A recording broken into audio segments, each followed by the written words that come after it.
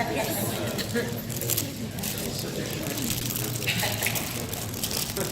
identity.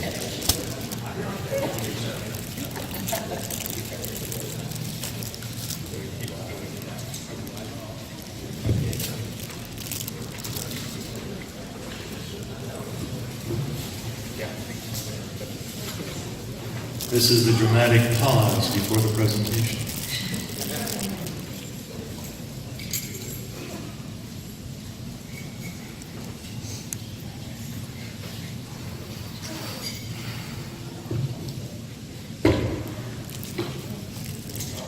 Okay, everybody did get their glasses, right? We're all covered with that for a second. We are rebooting a computer up here, but that'll be ongoing while we kind of begin this. Welcome to Geek Is the New Cool panel. We have actually a pretty cool assembly of people up here on the panel. They'll be introducing themselves in just a minute. This panel is to pretty much talk about one of the coolest things for us, which is the advancement of geek culture. I kind of want to make a distinction about what geek culture is. And I will introduce myself as well when we get down to the actual panels here. But just for definition purposes, there's a difference between being intelligent, smart, educated, but then combining that all together with a passion. And that's what we're talking about today. It's that passion of intelligence and also the acceptance of it, as opposed to something that is marginalized and considered to be either a plot point or some sort of contrivance. So with that, as we are waiting to boot up here, what I would like to do is introduce you to the panelists, and I'm going to have them introduce themselves because there's just no way really one person can do justice to these people. So we're going to start all the way at the end with Nicholas, if you can introduce yourself. I got to do this first? Yes. This was like brave. Hi everybody, I am Brandon Davis. I host, produce, and write for comicbook.com. How much more do you want from me? That sounds great. I was going to say, that's pretty good right there. That's me. Okay. Hey guys, I'm Lief Parkhurst. I'm a toy enthusiast. I'm a band geek. I'm also a magician in training now. Oh, very cool. But He's not even here. I actually analyze trends for educational game and toy company called Educational Insights. So that's my fandom. Cool. My name is Trevor Mitchell. I am the executive director for American Mensa and the Mensa Foundation. So I get to work with the coolest geeks around on a day in, day and out basis. I am a band nerd as well, and love all things Superman and Star Wars, and enjoy every minute of it. My name is LaRae Bakerink, and I am the chair of American Mensa. It's an elected position. And I am Star Trek, not Star Wars. I am Alliance, not Ford. I have, in my day life, my mission was working in the securities industry, and now that I no longer do that, I get to live my dream of being a geek for the rest of my life. This is why I didn't want to go first. All right, for comic book. It sounds way cooler. Surprise. I'm Chris Lastrapes. Grew up reading comic books and not knowing that one day I would be working for Jim Lee at DC Comics, which was a really cool experience considering that Gambit's my favorite character.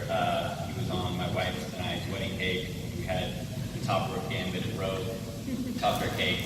And now my wife and I, we have our own production company developing content for television. Lief Gantvoort. I'm an actor living in Los Angeles, all around industry, director, writer, etc. I think my biggest claim to fame in relation to Comic-Con is I kill Uncle Ben in The Amazing Spider-Man. Sorry. Not sorry because I created Spider-Man, so you're welcome. But lots of experience, film, television, also. I was trying to think how long I've been a member of Mensa, and I can't honestly remember. I think only in 10 years, right around there. Like I came into it late, so still relatively new, I feel like. And I'm Stephen L. Sears. I am a writer-producer, mostly in television. I've also branched out into novels, graphic novels. The first TV show I ever worked on staff was a show called Riptide. The second one was called The A-Team. I've written for probably 20 shows, produced them. I was co-executive producer and one of the lead writers on Xena Warrior Princess. So my background has been almost primarily in the entertainment media realm. So I would like you to give a nice round of applause for our panelists here during the time.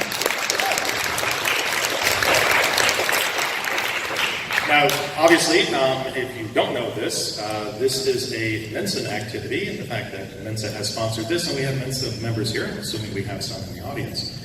And one of the things that I find really interesting from a personal standpoint, I got involved with Mensa about 4 years ago, something like that, when I met LaRae, actually, and I went to the annual gathering. And what should not have been striking to me was how many people in the creative field are also Mensans. I mean, Mensa is an acknowledgement of your, not just intelligence, but your abstract knowledge, but also a creative realm that you have, where all of those little tools and toys that you have get to play together. It's an amazing organization, and it was just how many people I knew in the industry I was running into at these particular gatherings. So that's why this is a natural topic for us to talk about. Why geek is the new cool. What I want to start off is talking a little bit about what geek culture or the representations used to be. Now, when I started in the business, it was in the 1980s. And Riptide was a show about two hunky detectives on a boat and the geeky computer guy. And he was so stereotyped. Marie Blazinski was his name. He actually built a little orange robot called the Robaz. And you handed him a computer, and amazingly enough, he'd do the exact same finger things. And the computer did so many incredible things. And then he would sit there and go on and on about the details, and he would snort laugh, and then he would mention arcane things that nobody really understood, but it became the comedy relief to be played off of. Now, Fixed his glasses? Did he do a lot? He had the glass and the tape as well. Yes, all of that. And that became kind of the standard at that particular time.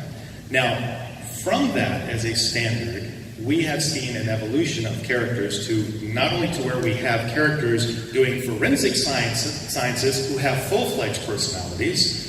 We find movies and television that are around actual historical figures who were known specifically, and only historically do we know them from their intelligence, but now we understand they're real characters. So I would like to throw this out to the panel, and we'll start down here with Lief and then move down. So I have to answer it no matter what. Got it. That's right, you got it. Okay. So what do you think in your perceptions of what you've seen as far as the transition of these characters? Well, I think it has to do generationally with what happened in our culture. When this panel came about, you started thinking about these things. And I think, like, specifically for me, when I was growing up, my parents were the generation that went through the 60s. So they were all about, like, this freedom of the mind, about expanding the roles, about reinterpreting society in general. And so, as a result, the art, when I was growing up, started to reflect that. So we all started reading comic books, we all started watching TV shows that kind of started to incorporate a lot of what those elements were. So we grew up with that art influencing us, in addition to our parents telling us that we could be anything, that we could do anything. And then at some point we started taking over those jobs. We started developing those shows. We started doing all the things in the positions of power that kind of allowed that role that those characters had to expand and to be more realistic and to be what they are. And that's how this kind of all came about, I feel. So it kind of pushed the envelope farther and farther. It was just little steps, and then here we are, where we have this massive event going on. Christopher? When you think about it, like when my parents were growing up, everyone read comic books. I mean, you find them on the store shelves. My dad would read them, my mom would read them. And it was like that for a long time. And then they kind of got pushed aside to comic book stores. But I remember even when I started reading them, I was buying them at the grocery store. You could still get them at the grocery store then, and then it kind of got pushed away. But I think the interesting thing about like comics that have evolved is it used to be Superman was the most interesting character because he had no flaws, but now the best compelling stories are those that are flawed and they become vulnerable, and you get a deeper dive into that character of who they are. And I think it's been an evolution of storytelling, like across medium, is you're understanding the person's wound and background, what drives them. It's more relatable, too. Right, and it makes them more interesting. I mean, DC struggles with Superman because he is too perfect, and then you get a movie like Man of Steel where they try to make him more melodramatic and try to add an infusion into that, and it just doesn't necessarily work, and they struggle with that. And I think they have some good writers on the comic books now. They're doing some interesting things, but that's why Batman's more interesting, because he's got this personal tragedy, this flawed history, and he's striving. All he's doing is trying to overcome that. And I think everybody gets that. I mean, life isn't easy, so everyone has their own wound, and we're allowed to be more vulnerable. Like my dad, you had that kind of toxic masculinity. You had to keep it all bottled up. You had to show emotions. But now we realize, no, it's very unhealthy to be that way. And it allows people to find places where they're comfortable and they can share those passions that they have. I like that. Very good. LaRae? I'm done. Yeah, wait. He gets a very good.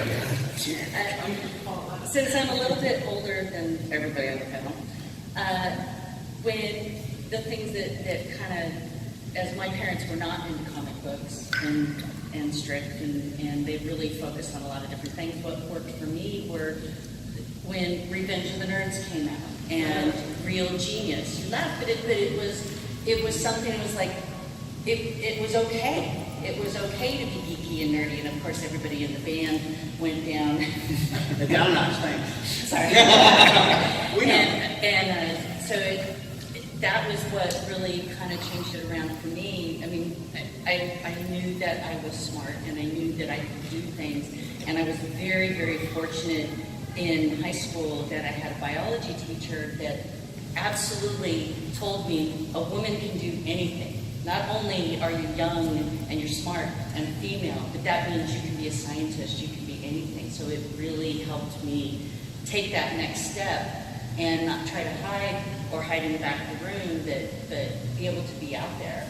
And those movies were actually kind of a part of that made it okay. And it kind of changed the reflection other people have, when they look at smart people and their version of smart people. And yeah, Revenge of the Nerds had a lot of the stereotypes in it, but it still showed their humanity.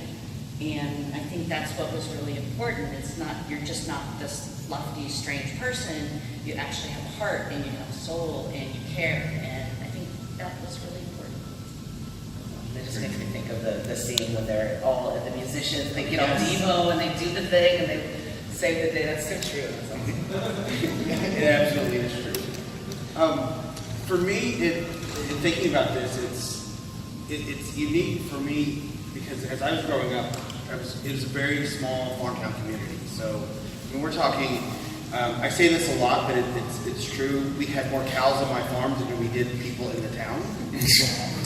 So there wasn't a lot of opportunity for us to really engage with the traditional geek culture as a kind of group. But what I found when I started really getting connected to it and started finding connections, it was really about that relatability, that humanity piece.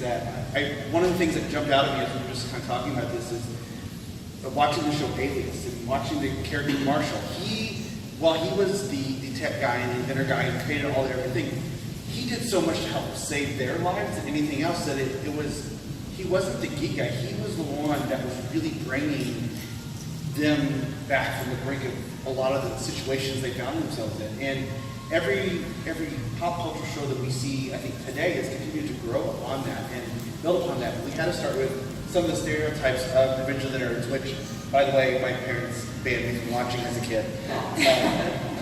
It doesn't help when you start repeating some of the lines that a fifth grader shouldn't repeat. But, Yeah, panty raid every other night might not go well in the house. Yeah, right?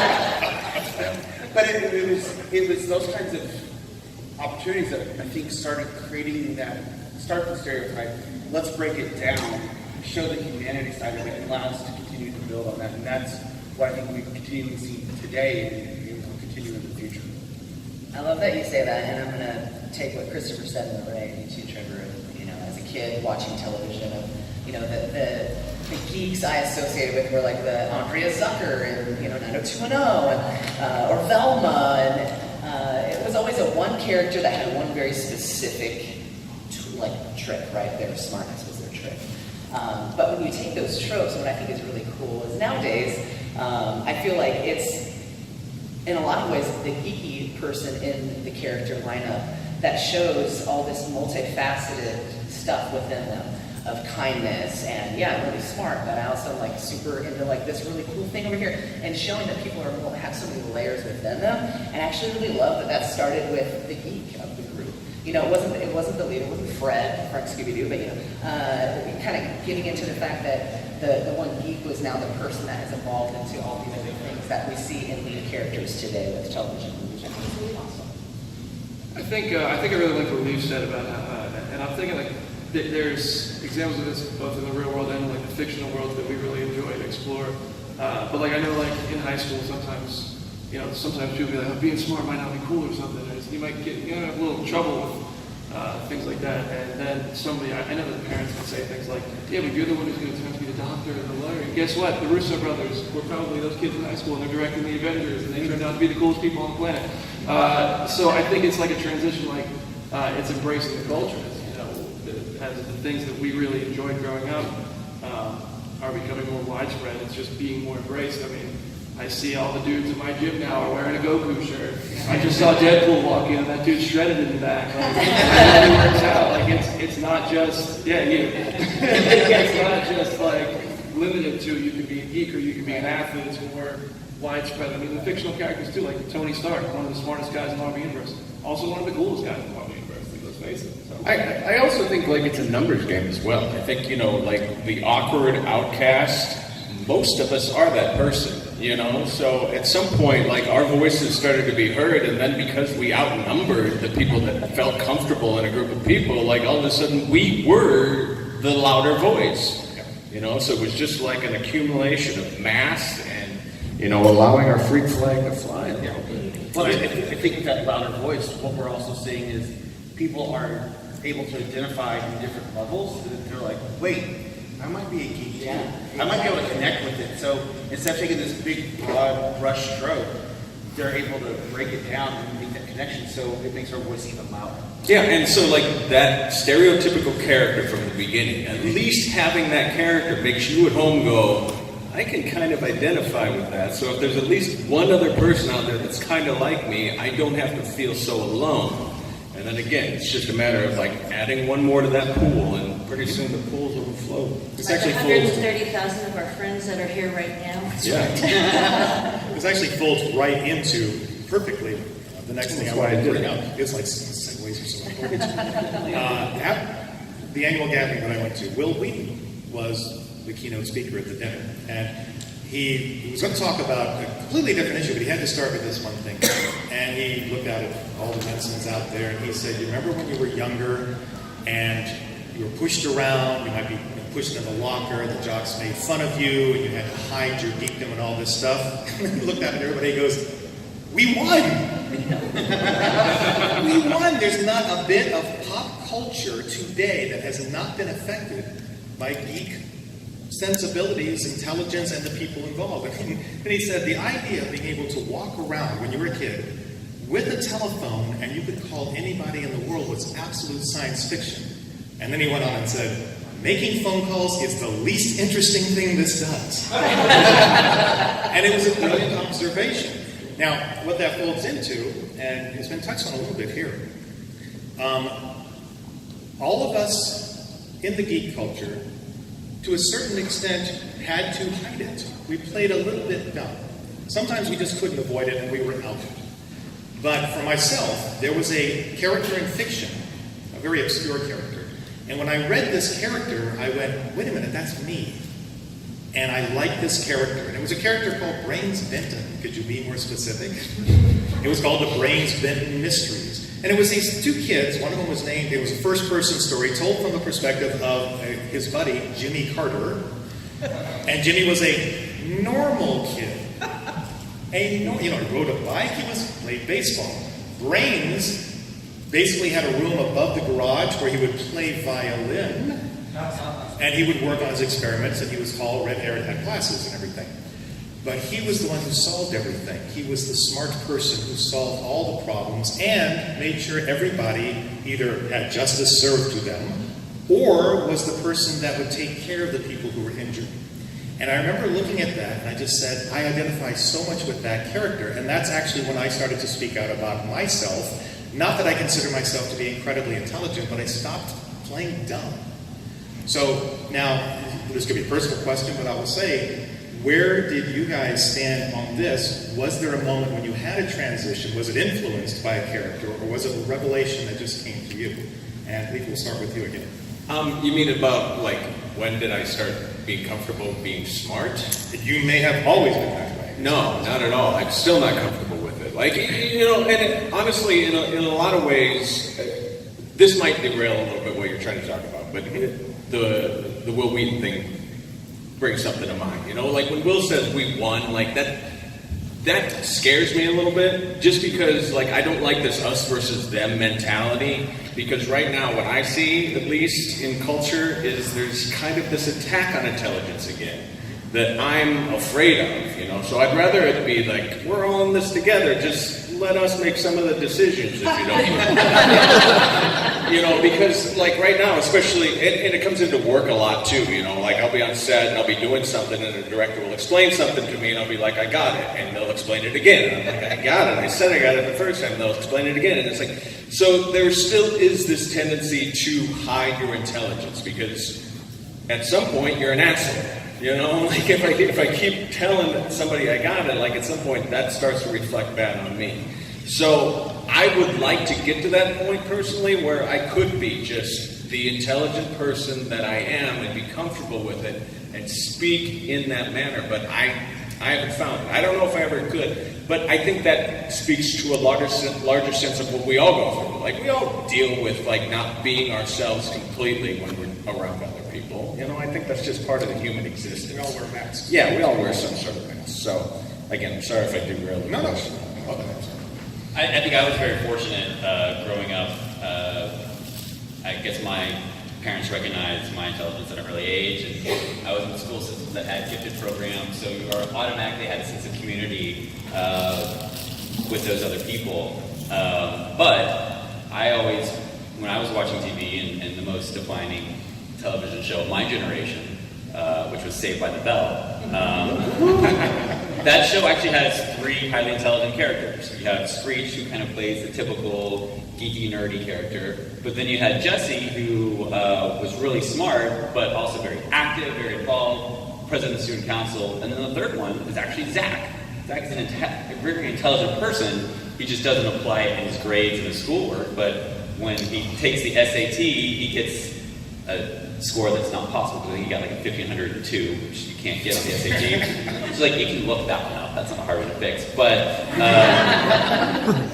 all the schemes and stuff he comes up are crazy brilliant, because he is a smart guy, but he always was trying to hide that intelligence. So growing up, I was like, I wanted to be like Zach, because he was a cool dude, because he dated Tiffany and Berthesian, and everything. But it was just really interesting, like watching stuff like that and seeing kind of the representation change over time.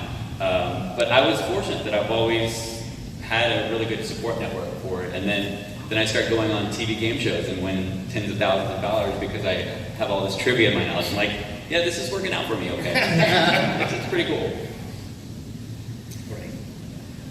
That's kind of tough. I'm kind of reminded when Young Sheldon came out. And I think it's really cute. I enjoy the show, and I talked to my mother about it. And my mom was also very intelligent, but she had to hide it when she was a kid because girls were not smart. And so when I talked to her, I said, "Oh, have you seen Young Sheldon? Do you really like it?" She goes, "I can't watch it." I'm like, "Why not?" I go, "It's a really great show." She goes, "No." And she goes, "It gives me bad memories of when you were a kid and I was trying to protect you and all of that." And I just kind of went, oh. So it's really interesting how it comes out. I felt like I was really safe growing up, and my wonderful cousins here, and a bunch of my friends, that we all grew up together doing geeky, dorky stuff, and I always felt safe and in my place. But it was really kind of strange to see my mother's reaction to a television show because of how she felt she had to protect me when I was young. So I felt safe, but I think that was because she was there for me, and my family was there for me. So I've never been uncomfortable showing that I'm smart. I mean, I've gotten kicked in the butt for it a couple times, but I've never been uncomfortable with it. And I mean, I'm the chair of American Mensa. I'm out there. It's on your card. It's on my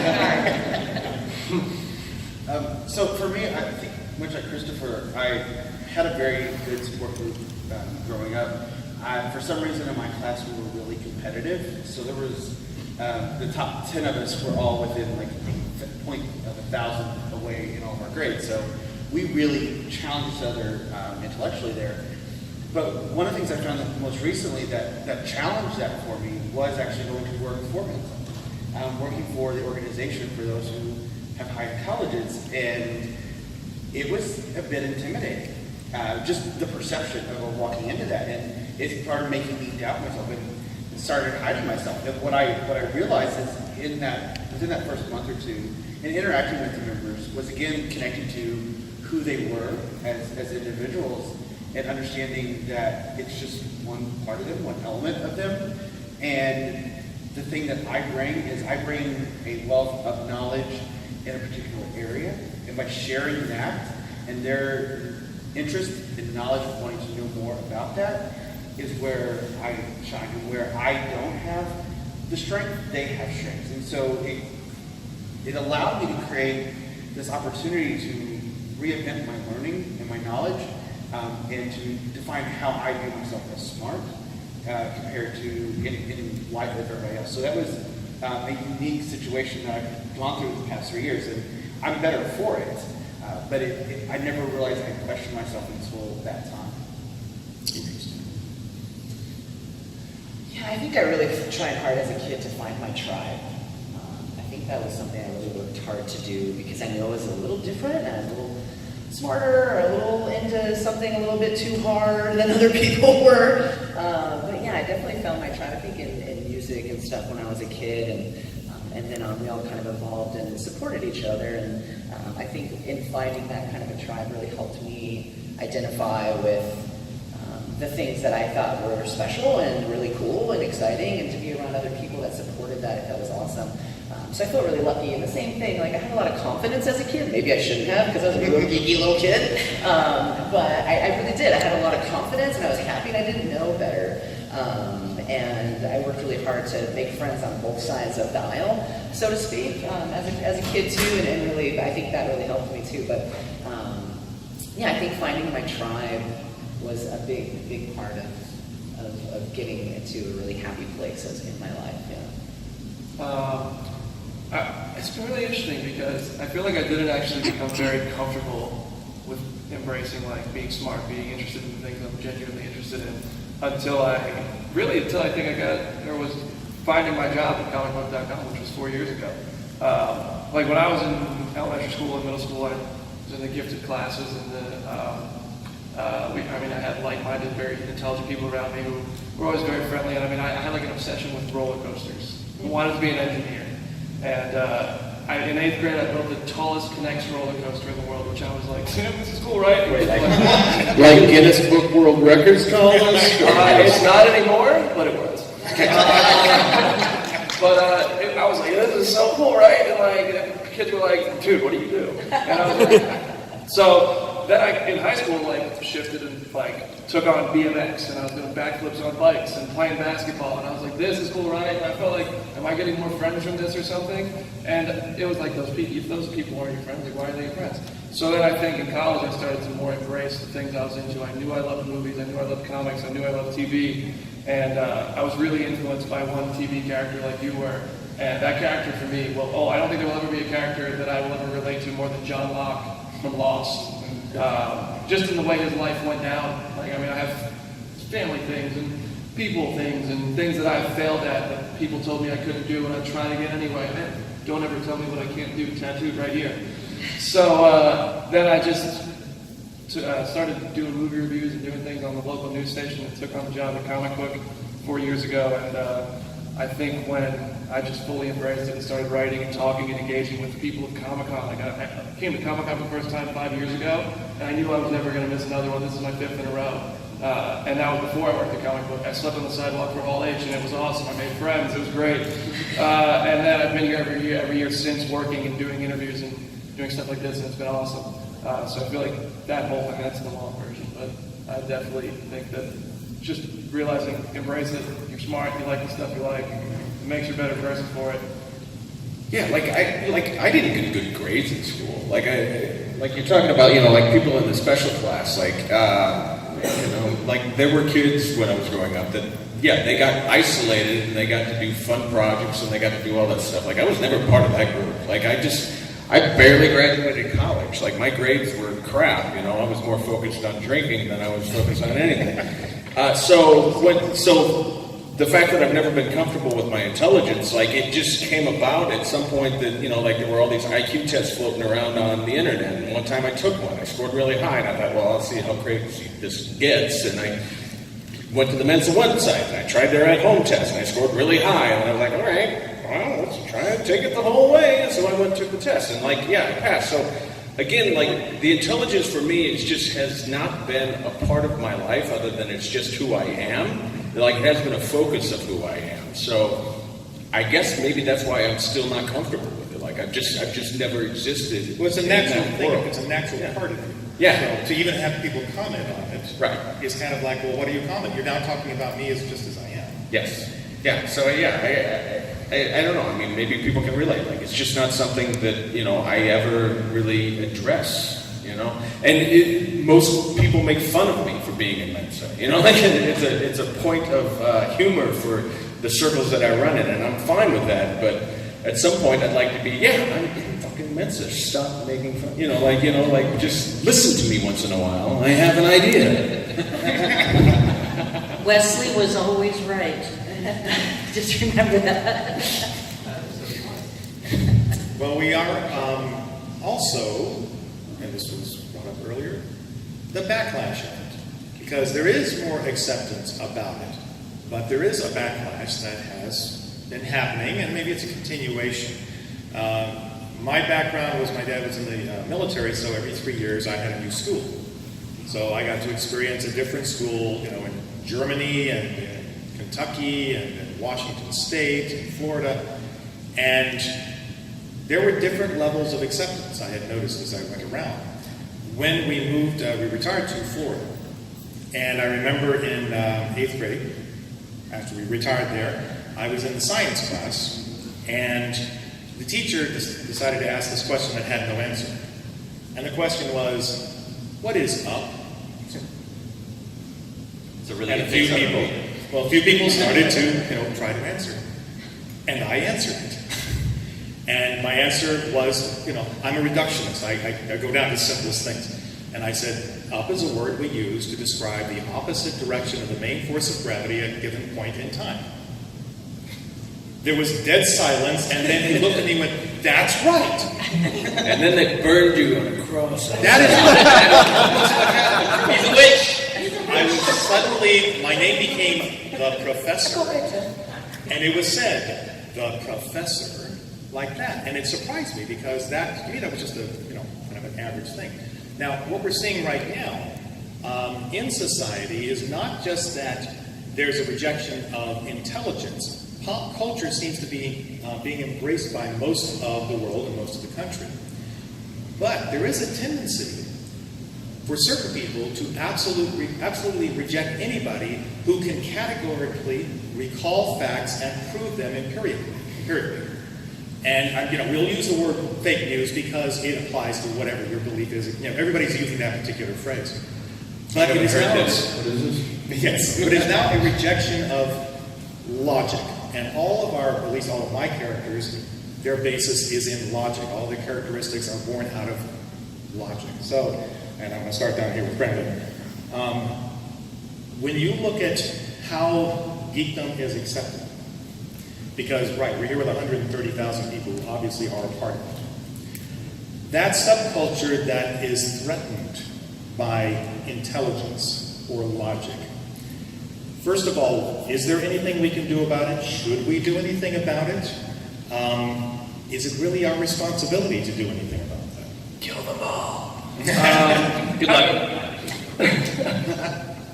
Is it our responsibility? No, I mean, I feel like this environment, this Comic-Con environment, is the most welcoming, encouraging, beautiful group of people that there is. I mean, I feel more at home this week than any week of the year. I mean, unless I'm at New York Comic-Con. But, I mean, it's like, if you can't come here and you can't fit in here and you feel threatened by this group, I don't think that's our responsibility. I mean, I do read comment sections all the time, and logic means nothing in an internet comment section. So you can't argue. I don't even know how you get through to those people.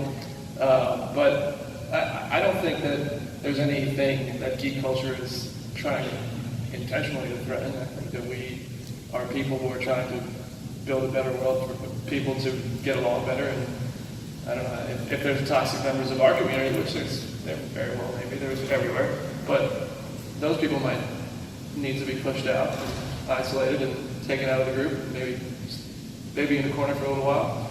But I don't think it's our responsibility to. Okay.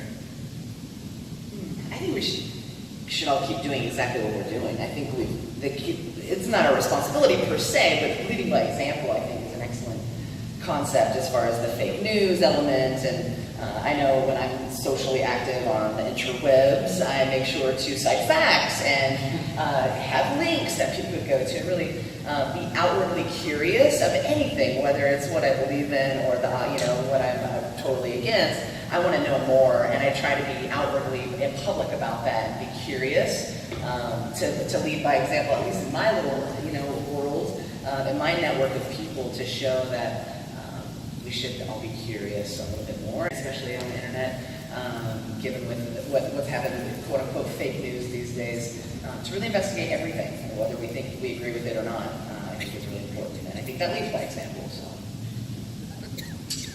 So I would echo what these two gentlemen to my right have said. I think for us, it's not necessarily that we don't do anything, it's that we keep doing and being who we are.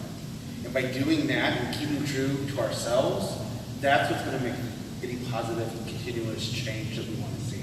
The more we try to force it, the more disingenuous we become, not only to ourselves, but to the world, and that does us harm. So the more we focus on that and keep just being honest and true to ourselves, keeping the culture and the community that we've formed, that's how we're going to do the greatest good. And it's more like what Lief was talking about, each generation accepts more of it. Absolutely. And if that pushes against other mindsets, it's still expanding positively. Absolutely. I'm just going to say this: trust data, not lore.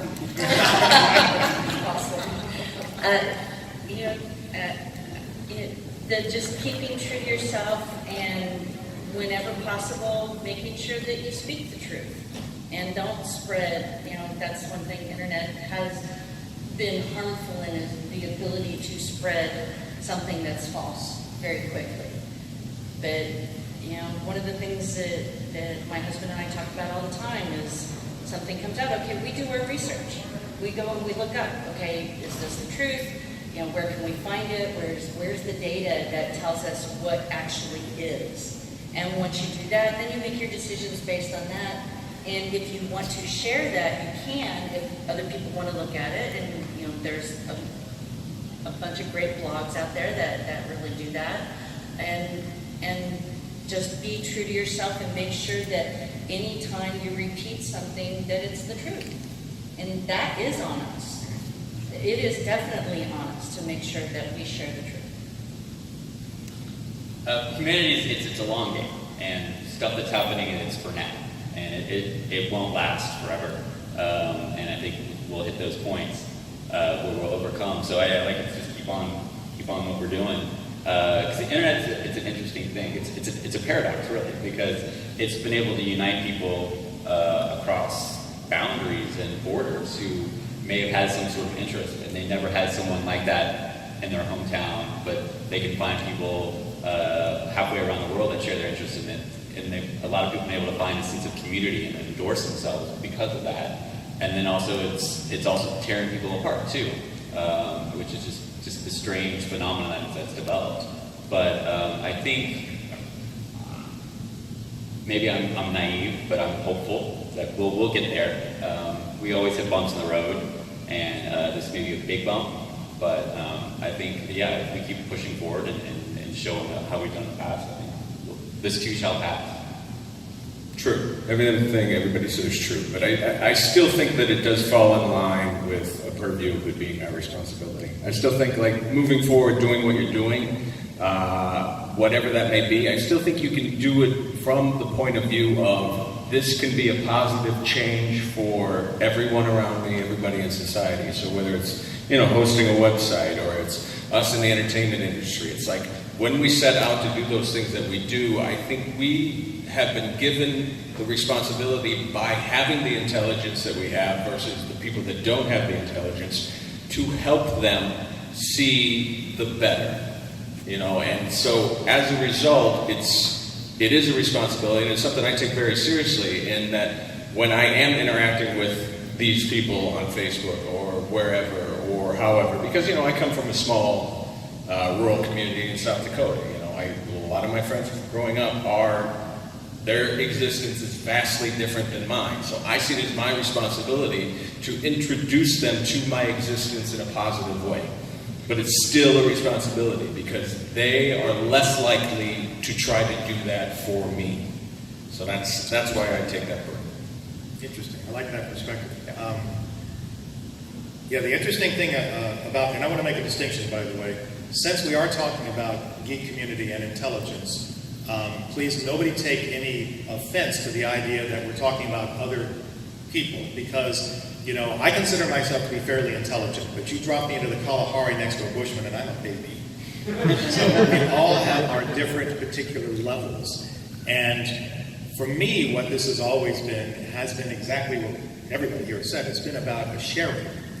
And talking down to somebody is one thing. Sharing information, sharing knowledge. When I was growing up, if somebody gave me, or even if they corrected me on something and gave me a little bit of trivia that I never knew, I jumped on that. I loved it. That went into my mind. I was going to use it again because it was so awesome to know something like that.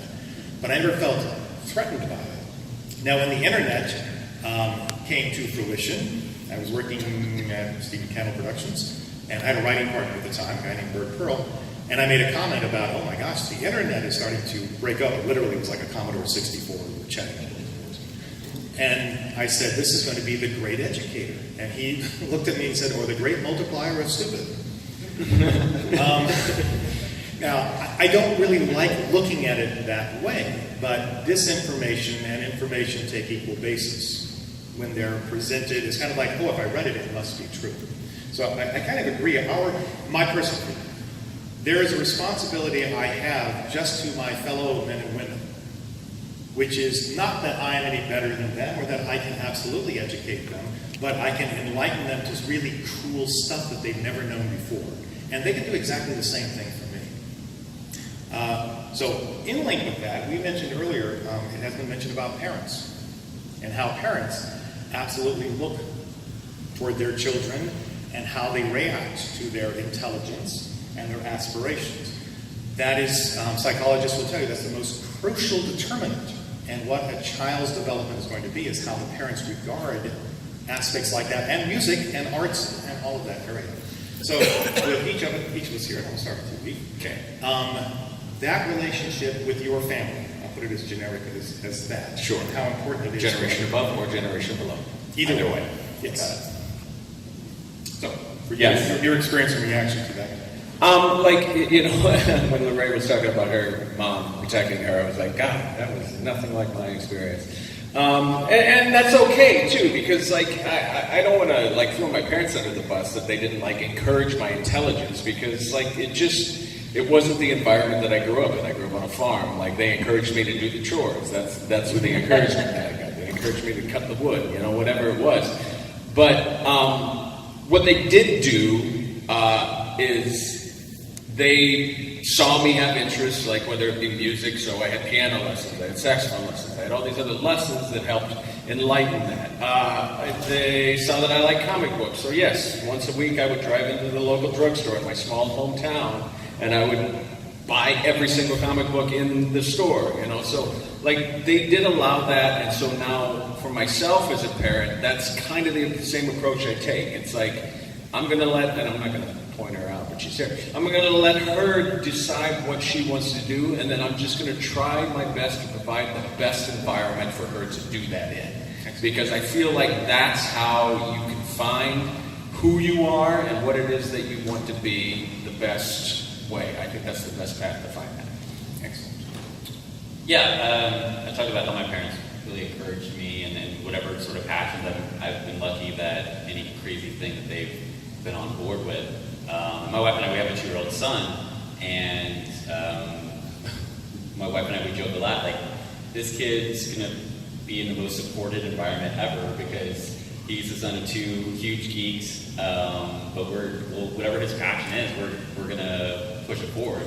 And for me, the important thing is what I'm teaching my son is follow your passion, do what you want, but just make sure you're a man of character. You have values that you are true to yourself, and that's what's important. And so even at 2 years old, I'm trying to reinforce that in him. And right now his passion is cars. Like, he loves Pixar cars. He calls Lightning McQueen Beep Beep. Beep Beep is his just favorite thing, so we take him to Disneyland, and he gets to meet Beep Beep, and I bought so many of those little things, probably $500 worth, but it makes him so happy, and just knowing like that. And my wife gets mad at me because I buy too many of them, and I'm like, no, we just got to fuel this, because to see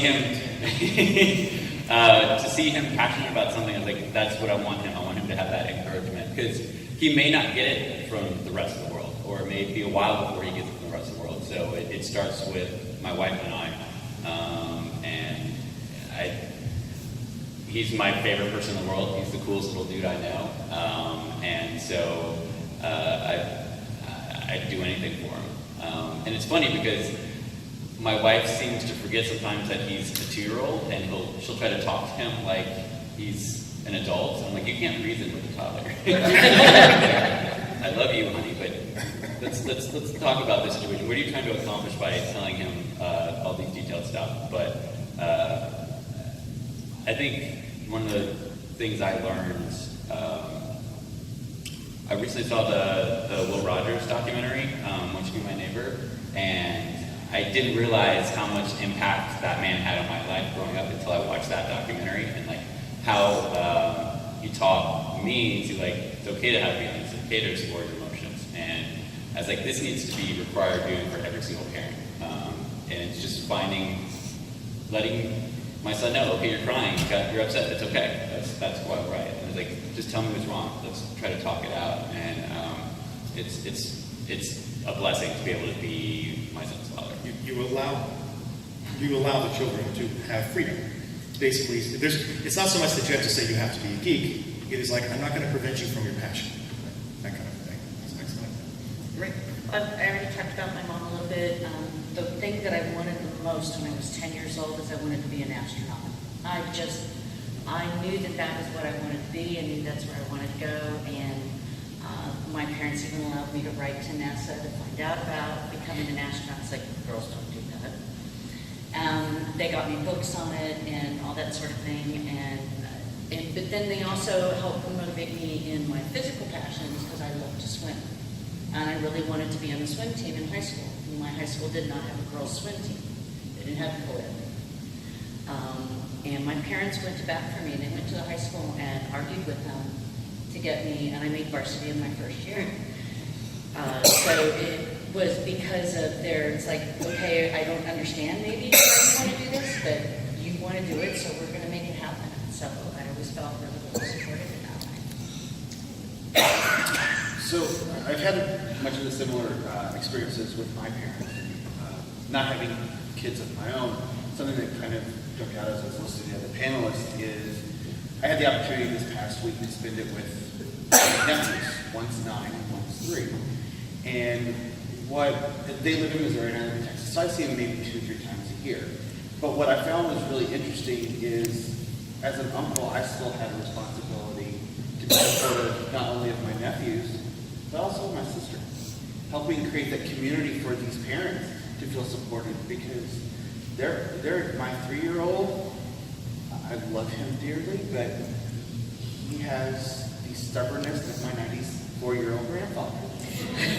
His favorite word, our favorite phrase was, "That's not fair." And I'd be like, "What's not fair?" And I literally look around and going, I have no idea what this kid's not fair about. But I can see my sister just stressed because she yelled at him in his stubbornness every day.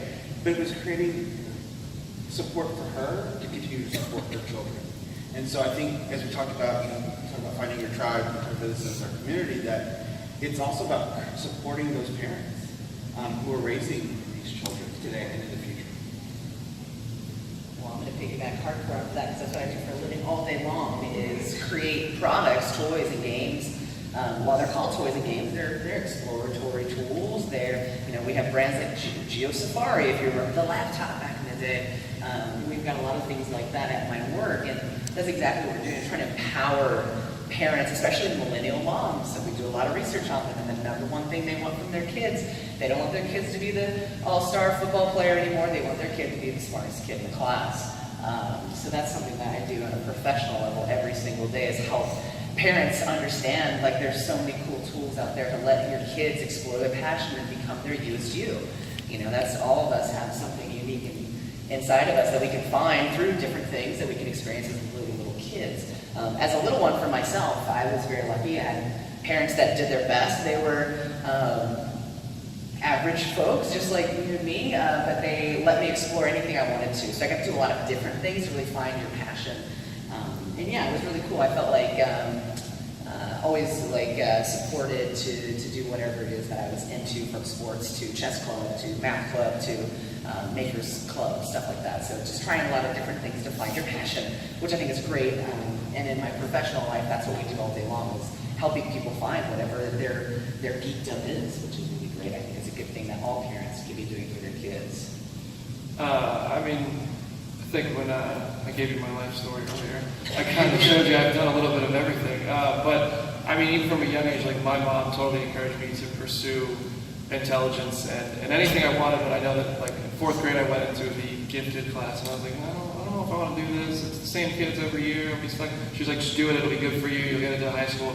And she also was like totally my idol. And I don't know if I realized that while I was growing up, but looking back, she did everything for me. So just knowing that she was there to push me in the right directions, and whether it was a direction I wanted to go, and she would just be there to support me with it, be it something of seeking intelligence or backflipping a bike. I don't recommend it.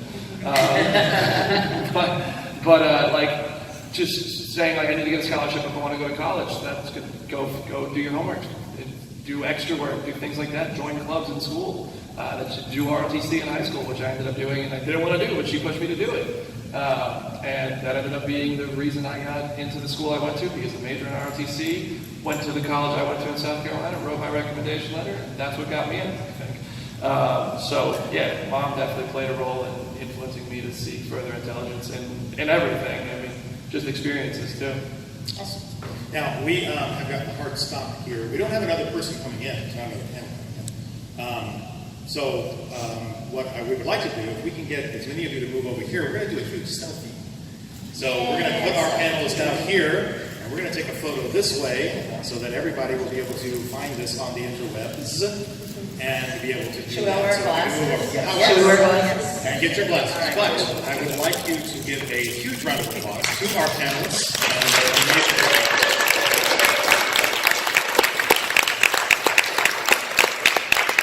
And notice how these glasses have always been the symbol of Geeks Are New Cool. Yay! We're the pride.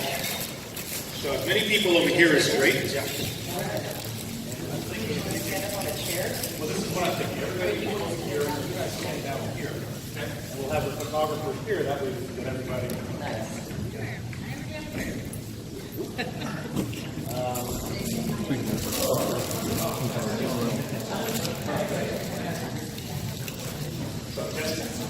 Over here.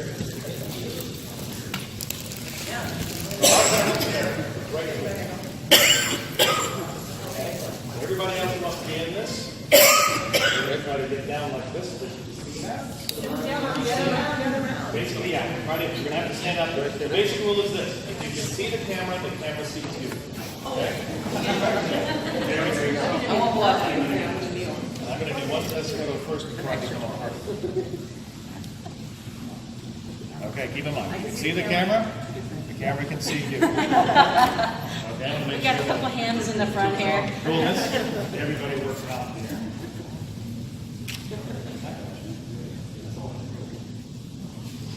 I gotta get it. They're on the dance. All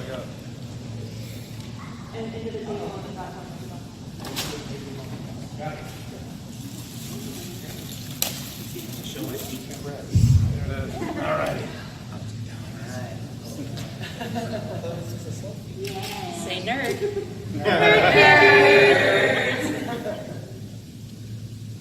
If you guys writing up about this panel, hashtag nerd candy. I'm not kidding. It'll take a second. Yeah, it's recharging the flash memory so far. Okay, one more.